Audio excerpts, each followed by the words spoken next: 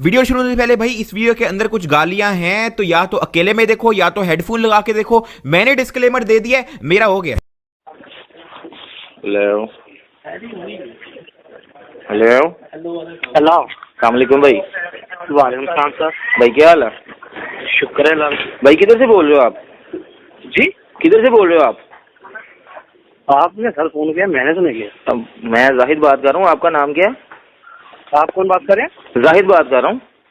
Moon बात कर रहे हैं? जाहिद बात कर रहा हूँ। आप कौन सा बोल रहे हैं? मैं सर जाहिद बात कर रहा हूँ। मैं अभी जाहिद साहब वो मैं मियाँ हॉस्पिटल से बात कर रहा हूँ। वो मैंने आपको बताना था, आपके अब्बा जी का हुआ एक्सीडेंट। उनका जो है ना एक टट्टा कट गया, ठीक है? तो वो अस्पताल में पड़े हुए हैं, वो अस्पताल में पड़े हुए हैं, ठीक है?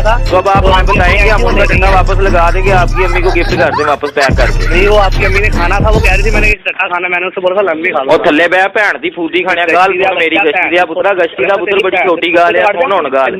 मैं अपनी बॉन्ड च लून मिर्चा का डंडा लैके ना अपनी दाल वाली अंदर का फ्लेवर चेंज करके तेरी भैन दे मुंह ते बह के ओदे मुंह च टट्टी करके ते मुंह च मुंह पा के अपने वाल खिच्चा करी ओदे वाल भेजा ना, ओनू अंदर लगाण देवां ना आप अंदर लगावां, ओदा दिल खराब करके ओदे मुंह च मुंह पा के पुचकारी तेरे मुंह ते सुट के तैनूं चपेड़ा मार के कवां दल्ली दिया पुत्रा, कन्न फट के आवाज नीवी ते बुंड उच्ची रख, डीजे बजाते खुद आया ही कुत्ते दिया पुत्रा, मारा तेरी भैन दे कूसे च खड़ा लन्न कुत्ते दिया बच्चिया।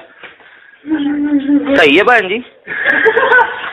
कट गाल मैं तेन दसा फिर हुण अम्मी दी फूदी खाना मैं लन्न दे सिर ते पग बन के ना तेरी बाजी दी फूदी दा छिछरा ला के ओदा खुस्सा सुआ के लन्न नूं पवा के ना तेरी भैन दे फूदे ते पिंड दा चौधरी बन के सरे पंचायत ओदी फूदी मारा कंजरी दिया पुत्रा।